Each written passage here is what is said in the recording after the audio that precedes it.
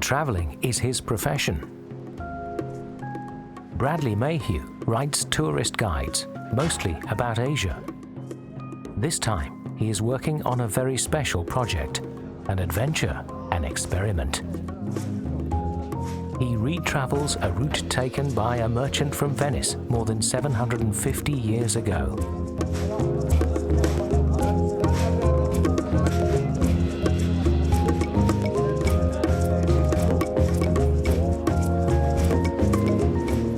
He is happy with any transport he can get. Always east, along the Great Silk Road. Through remote mountain ranges, inhospitable deserts and ancient cities, Bradley Mayhew follows the route of Marco Polo. From Venice to Beijing, through countries such as Iran and Afghanistan, 10,000 kilometers overland, a journey as great an adventure today as in Marco Polo's time.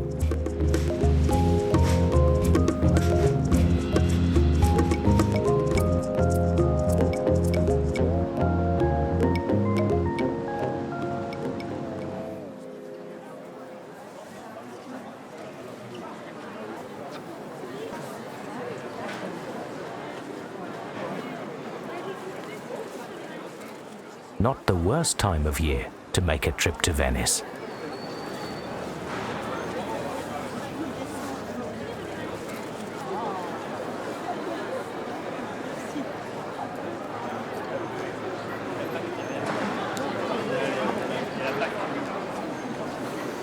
Carnival is when Venetians really let their hair down. The costumes and the masks are so colourful, they give you a real exotic feel of what the city was like in its heyday, when the Silk Road trade connected Venice to China, and this was the place to be in the world. It's also a great place for taking photos. From here, in 1271, a young son of a merchant embarked on a journey that would eventually pass into legend.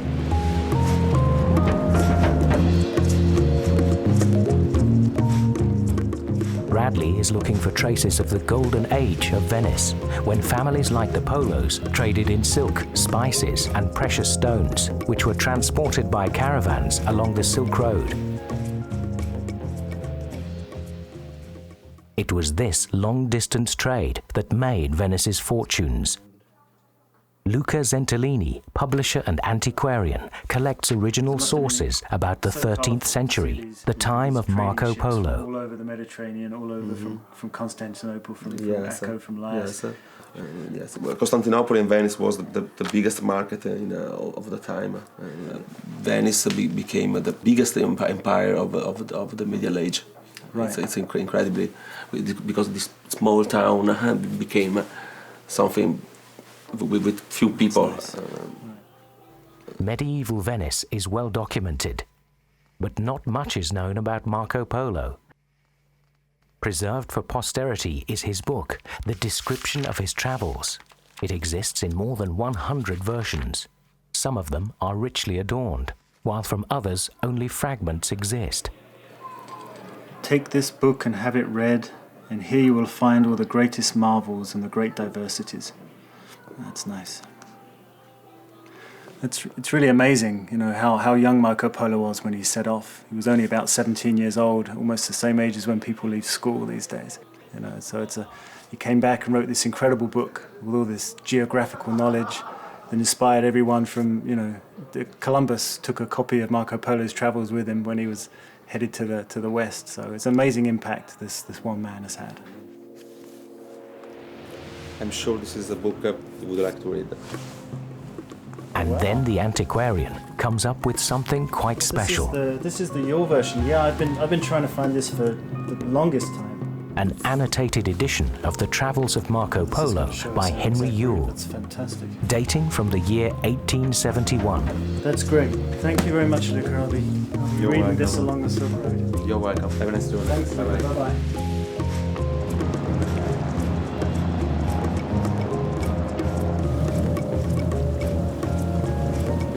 I first read Marco Polo's book when I was studying at university, and it really epitomized the dream of traveling through Asia at that time. It had all the wonders of the region, had all the romance and the color of the Silk Road. So yeah, it really spurred me to want to go and see, what is it like? What's Asia like these days? I've been to a few countries on the road, but doing them all together in one long trip, that's what's exciting. You see the gradual change of cultures and countries from the Turkic world to the Persian world to the Chinese world, and that's going to be really exciting.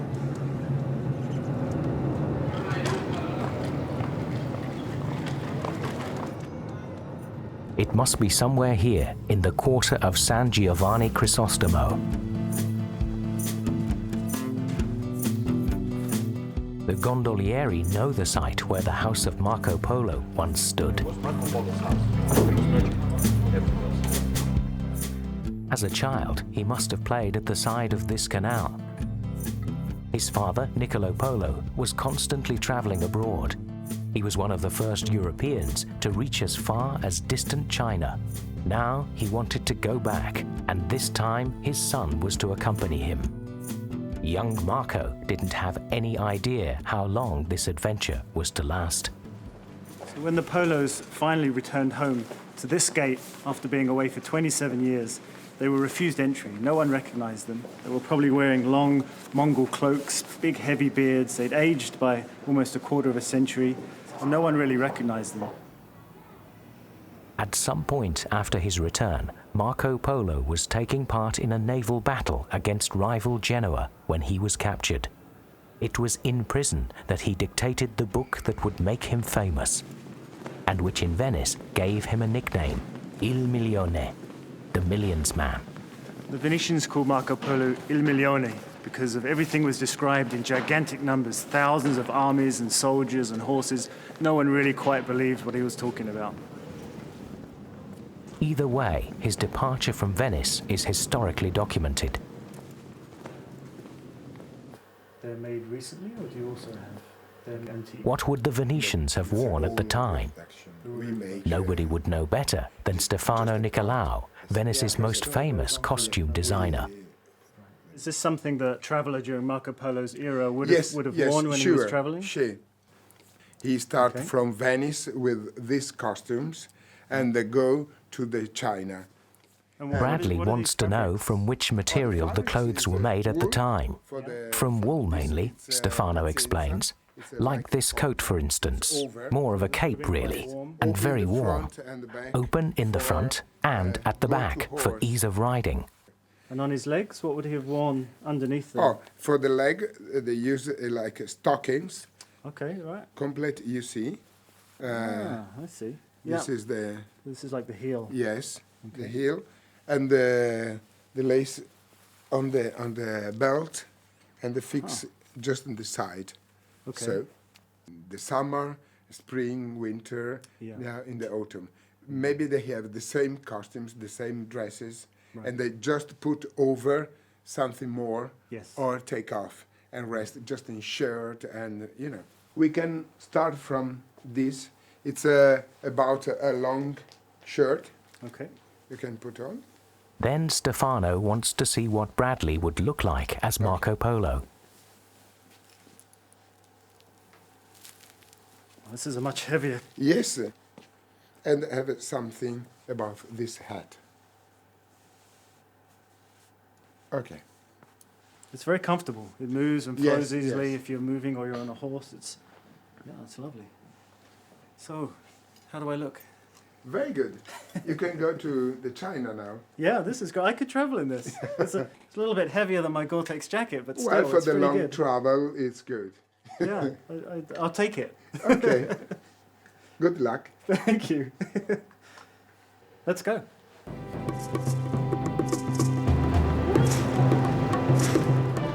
Most likely, Marco Polo left Venice in a convoy of trading and war galleys. Today, ferries cover the route across the eastern Mediterranean. Bradley writes mainly travel guidebooks for the Australian publisher Lonely Planet. It's a very strange life. Half the year you're traveling and seeing exciting things, meeting people. It's very intense stimulus. and then for 4 or 5 months of the year you're at the computer 15 hours a day, you don't leave the house, you don't see anyone, you lose your suntan, you come out of the house blinking into the sunlight like a little mole. You know? Bradley Mayhew, 40 years old, British, married and living in the USA, is a professional traveller. But retracing the route of Marco Polo will not be an easy task. There are over 100 different versions of Marco Polo's book. It would have been copied by hand at that time. So a lot of the spellings, a lot of the route information is slightly different with each version. So trying to match up the name that Marco Polo saw on the map, the name that's the modern name on the map, that can be pretty tricky.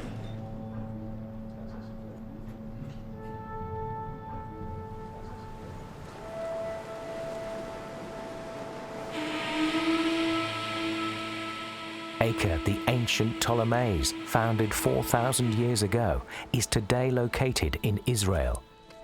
Here, the Polos stepped onto Asian soil for the first time.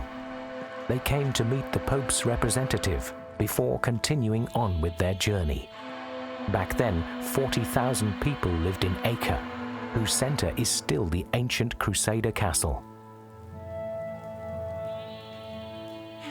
When Marco arrived in Acre after his long sea voyage, the city was really the last bastion of Christendom in the Holy Land. The Crusaders had lost Jerusalem and they were planning to try and retake it.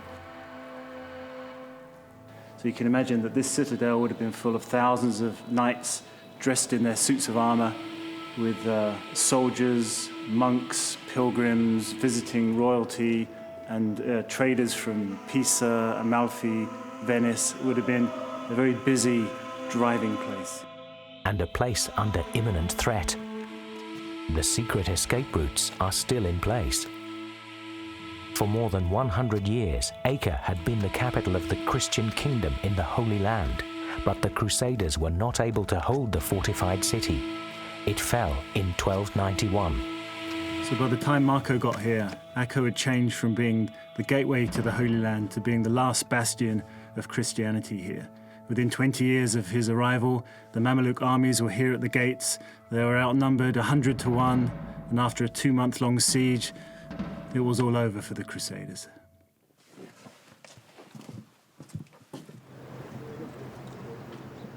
Acre today is a sleepy port town in the north of Israel, close to the border with Lebanon.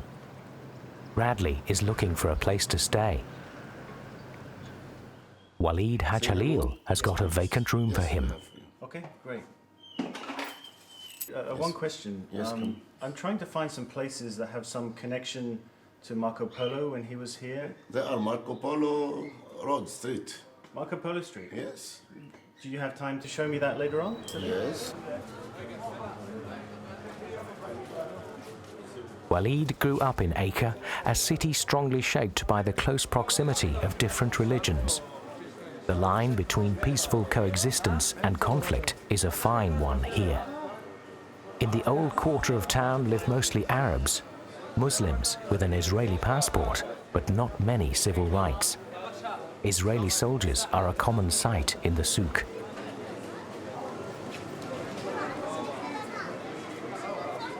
When we've been reading a lot about Marco Polo, we've been reading about the 13th century. It seems to me that there was much the same situation then. There were holy wars going on, there was fighting, battle over the Holy Land. It's almost the same now, 2,000 years later. If we go back a few thousand, you can see all the people in the world try to come to fight and to occupy in this area. Why? I don't know. Maybe because they are Holy Land. Right. This is all.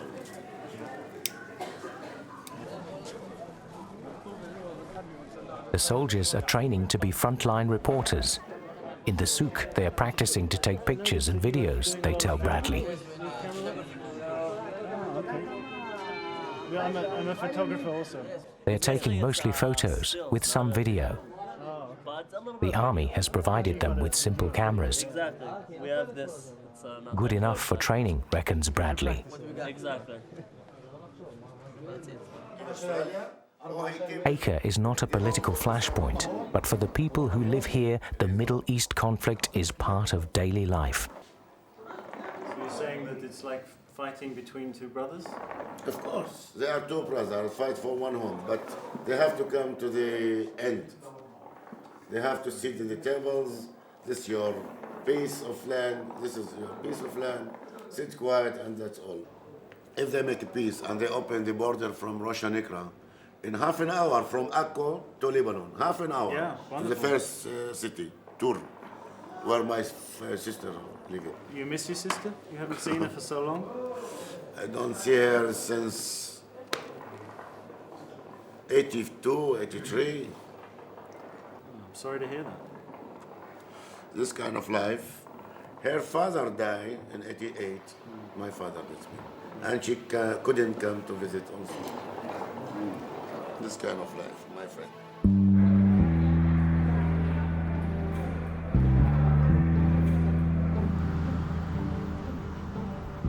Today, modern trains run along the Mediterranean coast of Israel.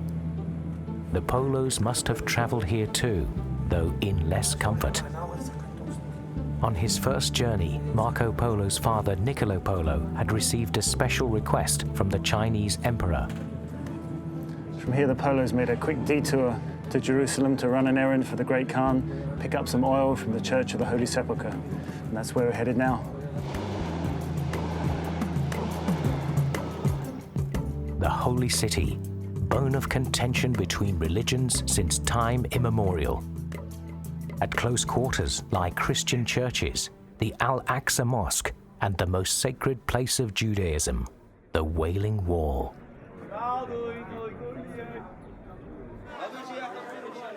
The Jewish quarter adjoins the Muslim quarter. Muslims consider Jerusalem to be Islam's third holiest city, after Mecca and Medina. Last but not least, Jerusalem is the place where Jesus Christ was crucified and buried. On this exact spot stands the Church of the Holy Sepulchre. Catholics, Protestants, Copts, followers of the Orthodox churches, to all of them, this church is sacred. In these lamps burns holy oil, symbol of divine mercy. These lamps contain exactly the kind of oil that the Polos came to pick up for Kublai Khan. It sanctifies from sins. It brings healing to the sick. The oil is believed to be holy. We're not quite sure why, but the Polos must have told the Khan about the oil, and the oil became a symbol of the Christian faith. The Kublai Khan was interested in hearing about all the religions from the world, so it became a symbol for the Polos to bring back some information for the Khan on Christianity.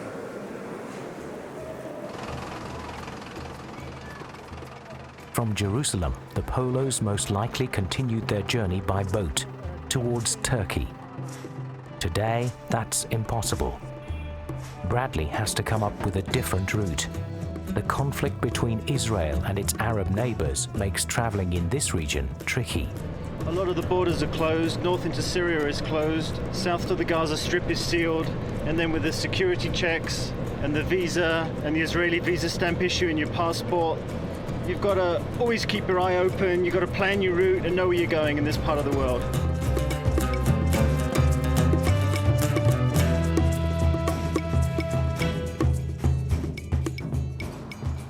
Highway number 1 in Syria. Bradley wants to travel to China overland, like Marco Polo did in his day.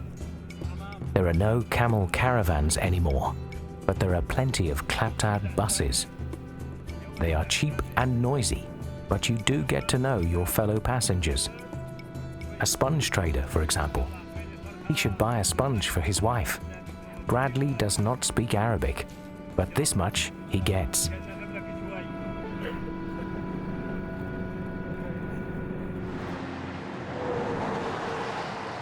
A friend of Bradley has put him in touch with a young man in Syria who will be his travel companion.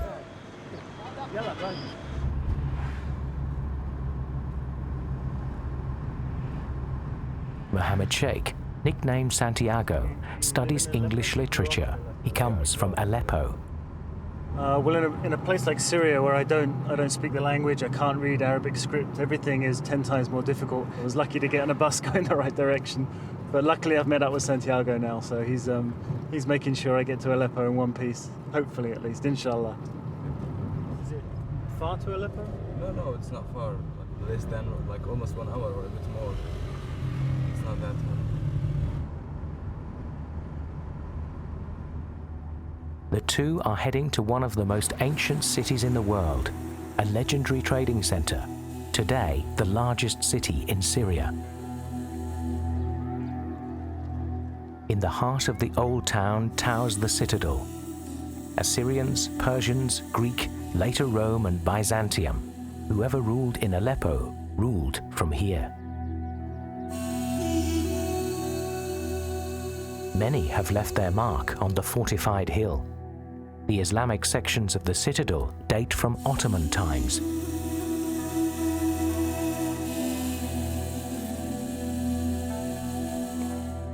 Today, the fort towers above a metropolis of 2 million inhabitants.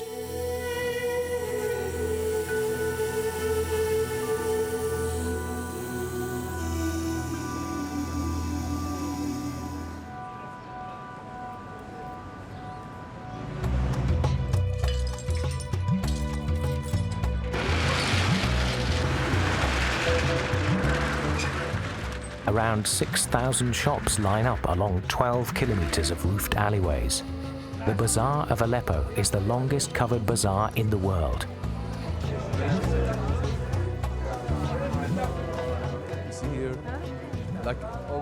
The cloth market is of particular interest to Bradley.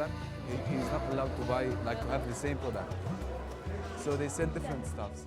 Many of the fabrics come from China. Mostly cheap synthetic goods, as Santiago explains. It comes from China. Yeah.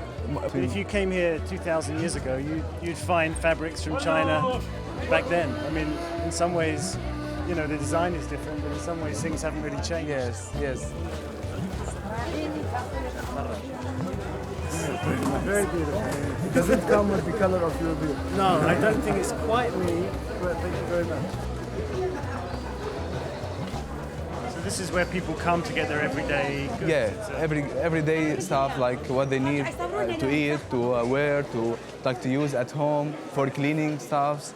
And you get traditional goods like the soap right next to the modern goods. You get everything. Yeah, you in see one the place. big like comparison, like contrast between these two stuffs. This is not a place that Marco Polo came to necessarily, but this carries the flavour of what the Silk Road would have been about. But also the Silk Road smell, everything from the soap to the spices. This place is really alive and vibrant. It's great. This is one of the best souks I've ever been to. If you come to the Middle East, this is the place to come to. Good for hair, good for body, for face, for everything. 8 years old, 8 star, better quality.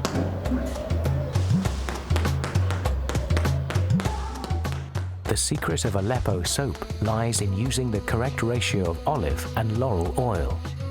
Even today, it is still manufactured in the bazaar. The oils are mixed, the soap is boiled and cut when it has solidified. Faster, faster. Besides soap, Aleppo is well known for another luxury product, which is also produced directly in the bazaar by Mr. Marva Sally Rumia. He said you can do it. Girls already did it, so you are a man, so you should do it. That sounds like a challenge to me. Yeah, I think so. صار تحدي on it.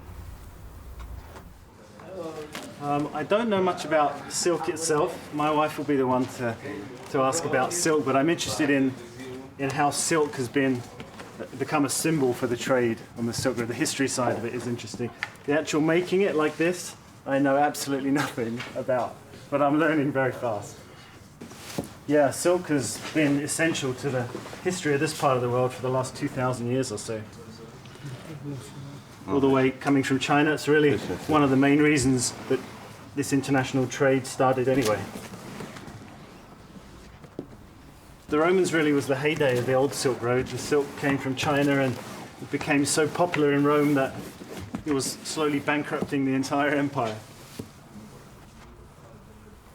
They thought it grew on trees like cotton or something. They didn't have a clue, and the Chinese didn't want to tell them. That was a secret they wanted to definitely keep hold of. A trade secret 2,000 years ago.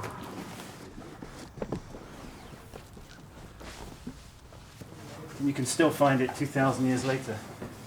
I don't think workshops like this have really changed that much since then.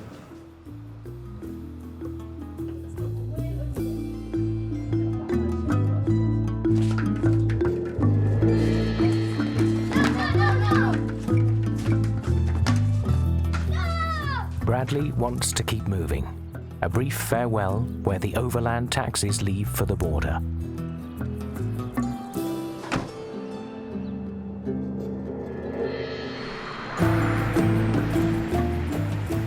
A short drive through the foothills of the Amanos Mountains, then a final road sign.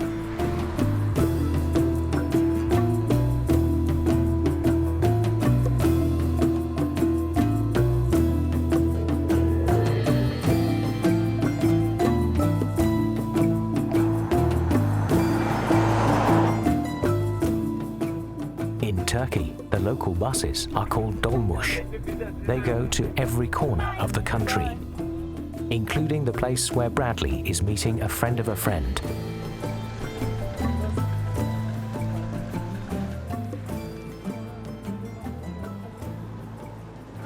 Must be Bradley. Yeah, Yusuf? Yes, that's right. I was looking forward to see you. It's nice to meet you, yeah? Yusuf Sevinçli is a photographer. He lives and works in Istanbul and, like Bradley, he loves to travel.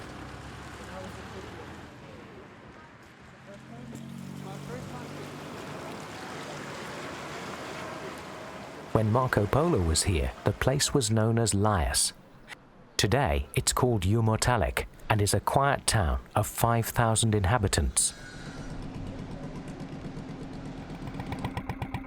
Yusuf and Bradley have found a boat to take them to a tiny island bearing the name of Marco Polo. Coming from Jerusalem, the Venetian traveler landed right here in Laias. At that time, Laias was the main port of a Christian enclave surrounded by Muslim Seljuks.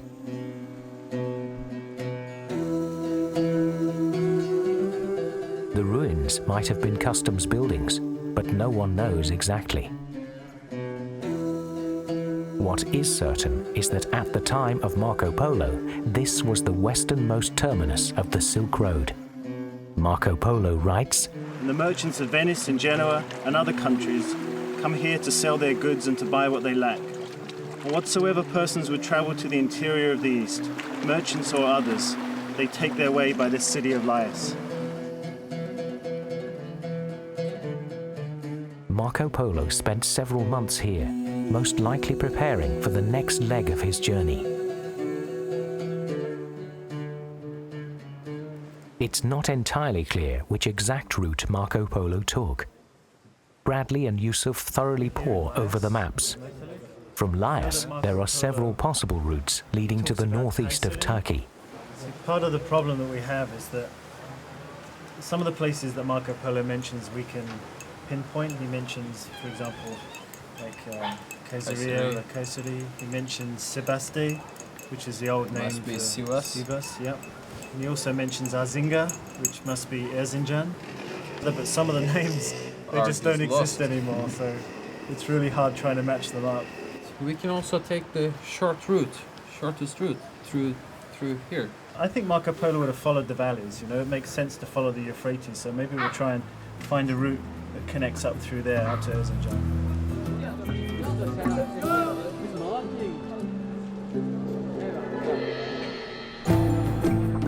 It is 800 kilometers to the upper Euphrates.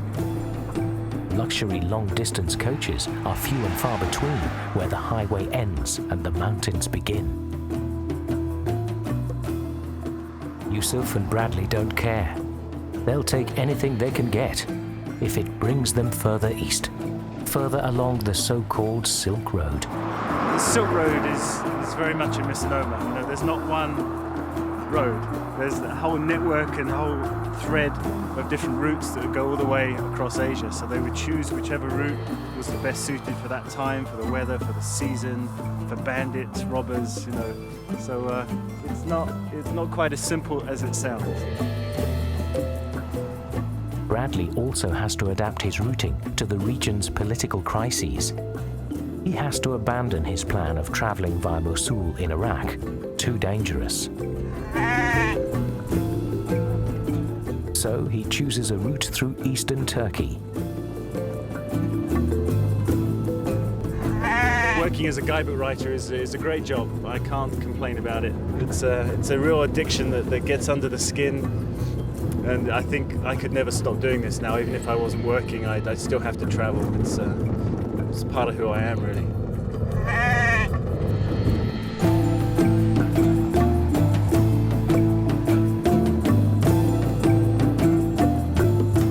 The road winds down through the mountains.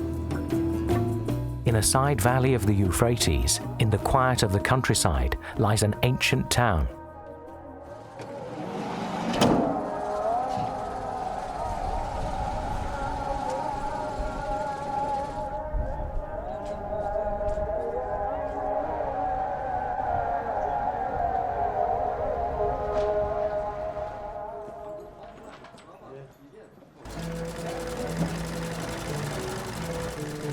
In 1228, a local emir started construction on the great mosque of Divrigi. It's not the size that makes this mosque so impressive. The fascination lies rather in the details. Abstract and floral ornaments adorn the portals, delicately carved into stone with the utmost accuracy. You can tell that Divrigi is, at the moment, in the middle of nowhere, but it must have been at some point right on the heart of an important trade route. You're right on the Euphrates River, and you can tell from this incredible building there must have been some serious money coming through here at some time to be able to afford this and to be able to mix all these different styles. I think this great mosque is more than something, more than a pure Turkish Islamic architecture. It's a great combination, mixture of many different cultures like Turkish, Islamic, Persian, and Mesopotamian cultures. All of them are combined in one building, and that's amazing. This mosque was built in around 1220, and Marco Polo must have come around here around 50 years later.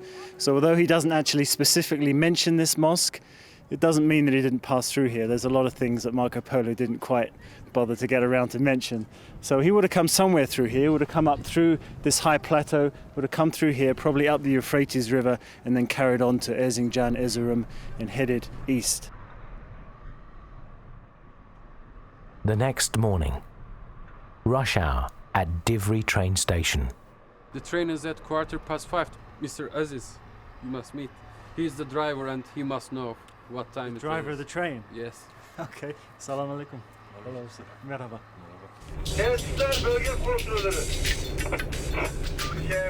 It takes 4 hours from here to the city of Erzincan, Marco Polo's Azinga.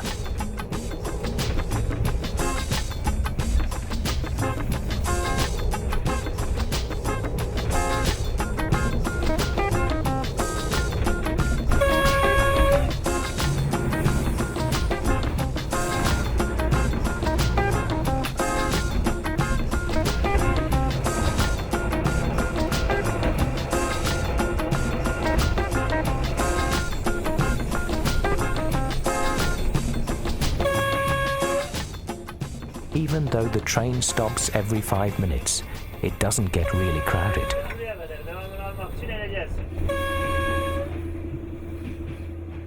It's easy to strike up a conversation with your fellow travelers, especially if you have some bread, tomatoes, and cheese to share.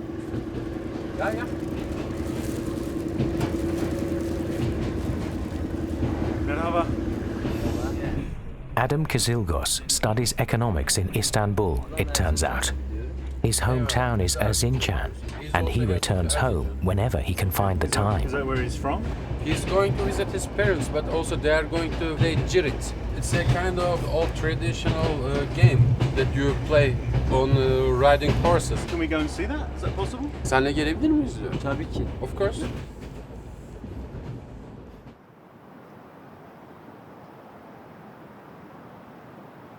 Marco Polo's Azinga. Today, a city of 100,000 people in northeastern Turkey. In Erzincan's Cirit club, the team is meeting. Adam still feels the effects of the long journey. Cirit is a game played on horseback. It dates back to the time of the Ottoman sultans, maybe even to when the Mongols passed through the region. Over the last few years, Cirit has been staging a comeback, especially amongst young people like Adam. Küçük yaşlarda bilmeye başladım. Tabii babam yapıyordu bu sporu. Ben de zaten küçüklüğümüzden beri atımız vardı. Ben de ondan gördüm. O şekilde başladım. Devam ediyorum. Çok da memnunum. Today, more than 20 club members aged between 12 and 62 are once again playing Cirit in Erzincan. The name Cirit comes from the red javelins used in the game. Yeah, I've ridden once before in Mongolia, but the horse was about that tall, so this is a slightly different kettle of fish. Adam, where's the brake? Break is here. This is the brake? Yeah. Okay. All right. That's all my tuition, is it? That's all I get? Yeah. You can go now. Okay. All right. It takes half an hour by horse to get to the playing field. It lies in the center of a rather faceless industrial city that has been devastated by more earthquakes than any other city in Turkey.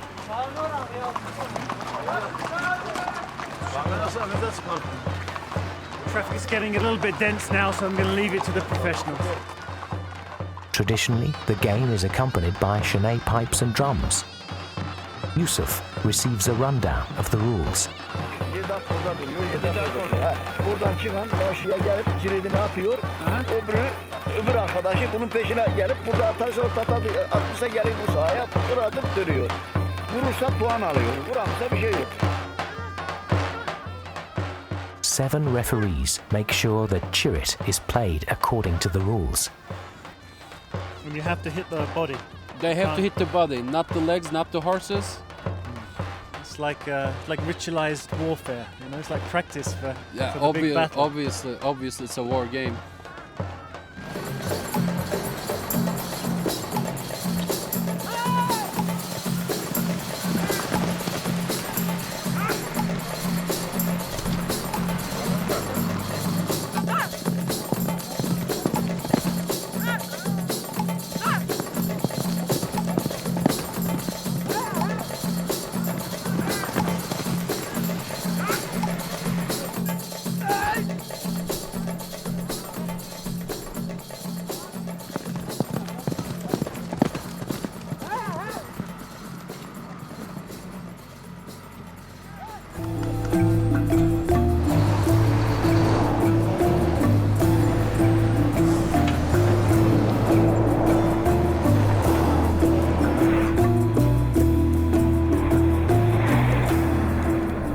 Marco Polo's itinerary is not always easy to pinpoint.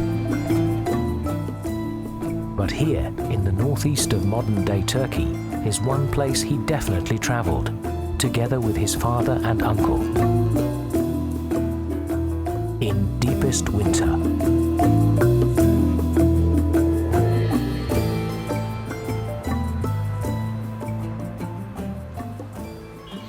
Snow in Erzurum certainly lives up to its reputation.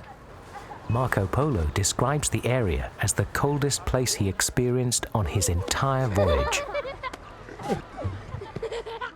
Apart from the cold, the Venetian quite liked the city, describing it as noble and rich.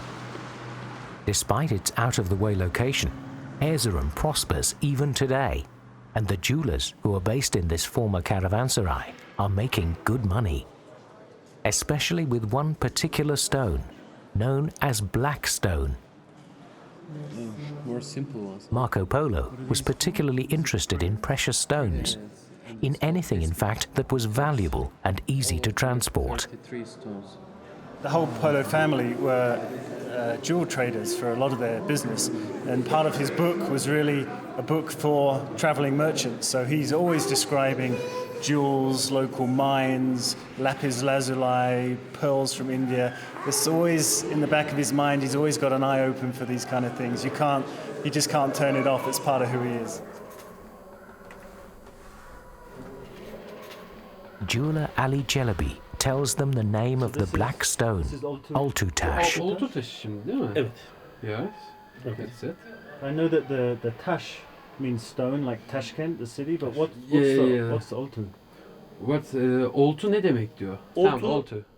Yusuf learns that Oltu is actually a town not far from Erzurum, and that the stone is mined there. Nasıl bir taş bu?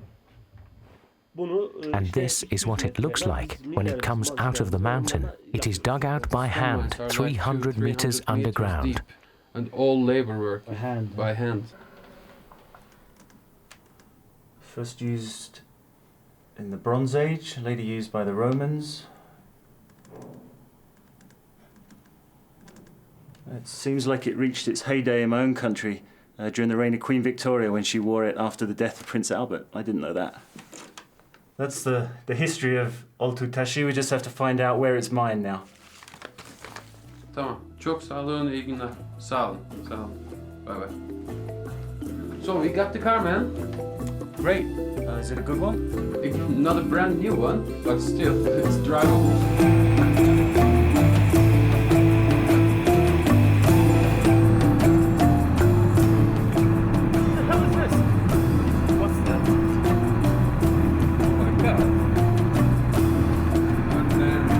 Traveling in Turkey, you must carry that kind of thing under your head.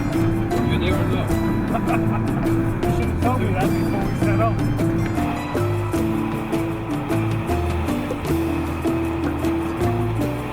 How far are we from home? The area is pretty remote. Hopefully this is the right turn. Should we pick up? Yeah, let's get this guy right. Selamünaleyküm amca. Nasılsın amca? Teşekkür ederim. Siz nasılsınız? Sağ olasın. Amca bu Günlüce köyü varmış. Evet. Biz oraya gidecektik Burası. de. Burası mı? Burası. Bize yolu gösterebilecek misin amca? Evet, göstereceğim. Hadi gel bin arabaya. Like everybody else in the village, Nazim Elibal is a farmer, and like most people here, he works the Oltu mines.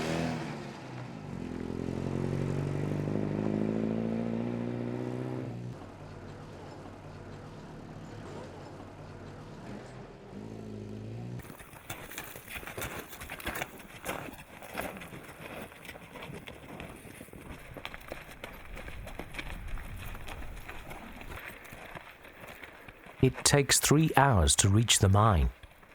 Nazim climbs up every day, except when the snow is too deep. A few villagers are working a mine together, Bradley discovers. Yusuf, I think these are my size. Oh yeah. I'm not sure. Yeah. It's unisex, you know. Ama kılıca gider orada madeni göster. Tamam. Yine olmayın tercih etmeyin. Almanya'da giymiş benim böyle bir şey. Eski pantolon bir giy.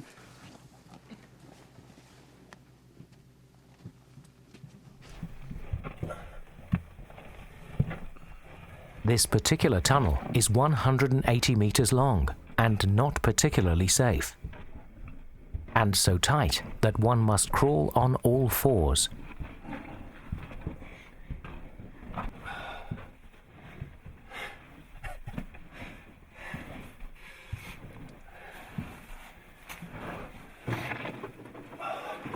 We're about 100 meters into the mountain, and we still have more to go. It's small, dusty, and claustrophobic, and I'm trying not to freak out too badly.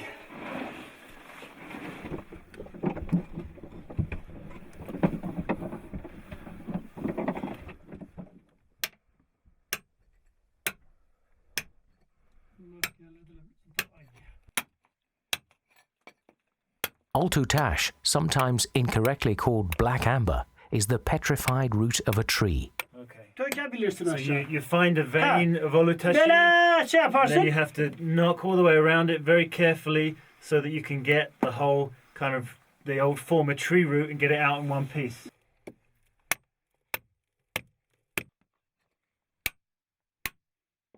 Nazim has been working the mines since he was 12. He can almost smell the altutash hidden in the rock. Altutashi. So this is the oltutashi. It comes out in veins. This stuff is already hardened. It's been in contact with the air, so it's already got quite hard. When it originally comes out of the veins, it's all soft and malleable. It's only when it gets in contact with the air that it takes on this hard format. Safi. Safi. Oltutashi. Oltutashi. Safi yani. Çürük değil, sahte değil. Yan sanayi değil, asli. Okay. The altutash is processed right in the village. When first polished, it turns brown. Bringing out the brilliant black gloss of the stone takes time and experience. Well, the one thing I learned was to tell a fake one from a real one. The real one burns. So if you've got some jewelry made out of this, throw it in the fire. If it burns, it's real. The story is that if you give one of these to someone who's caught your eye, that girl will be instantly attracted to you. But in my experience, that works with all kinds of jewelry. But the more expensive, the better.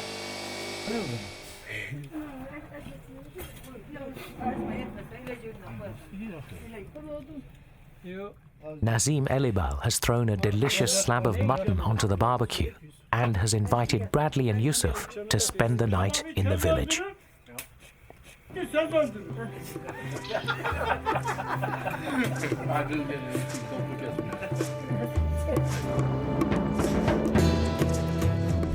Next morning, they continue their journey through eastern Anatolia, passing geese on the country roads and cars in even worse condition than theirs. Finally, a car worse than this one. Yusuf, who works as a photographer in Istanbul, has to return home for an assignment. Before he leaves, the two want to visit one last place together.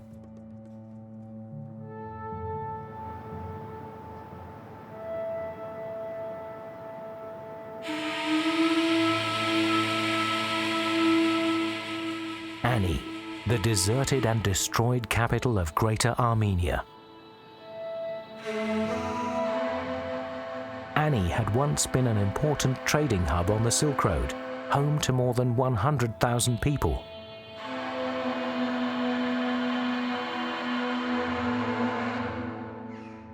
Three entryways lead into the cathedral, one reserved for the patriarch, one for the king, and one, the smallest, for the people. In 1045, Byzantium took over the city, followed by the Seljuks. Ani changed hands all the time, so when the Muslims were in control, the Seljuks converted it into a mosque. When the Christians had the upper hand, they took it back to a church, and it kept going back and forth over the centuries. The arrival of the Mongols heralded Ani's decline. An earthquake finished off the city. The Silk Road soon bypassed Ani completely. I think Marco Polo went fairly close to here. He probably didn't go to this exact spot, but he went close to here on the way to Iran. Back in his day, I think this was Greater Armenia, which would have covered everything from what is now Armenia to eastern Turkey to Iran to Georgia. This whole area would have been Greater Armenia, and he writes a lot about that. Looking around, there's not really that much left, a few enigmatic ruins. The Seljuks took the city, the Georgians invaded, the Mongols besieged the place. But the worst thing has just been the ravages of time. You know, earthquakes have rocked the city, lightning has struck several of the buildings, and the city was left neglected for centuries. So it's a very enigmatic place.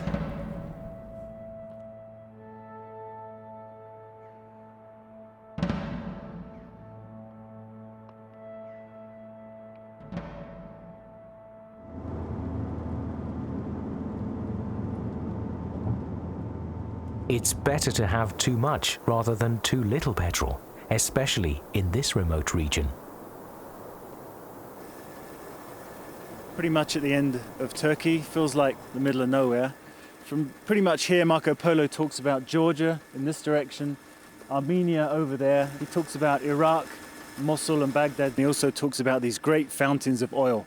Not good for eating, but good for burning, he says. And those are probably the modern-day oil fields of Baku in Azerbaijan. Over this way, he talks about Tabriz in Iran, and that's his probable location of his trip, and that's where I'm headed next. Tabriz.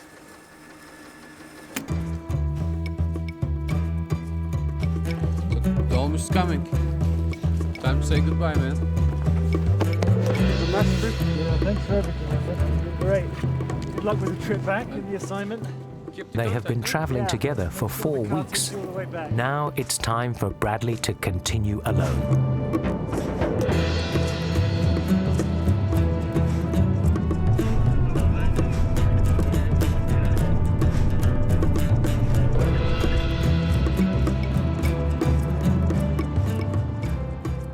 Marco Polo believed that Noah's Ark rested on the summit. For Bradley, Mount Ararat marks his final destination in Turkey. So this wild corner of Turkey, underneath Mount Ararat, this is a fitting place to end the first leg of this trip. Up next is Big Bad Iran, which I am personally really looking forward to.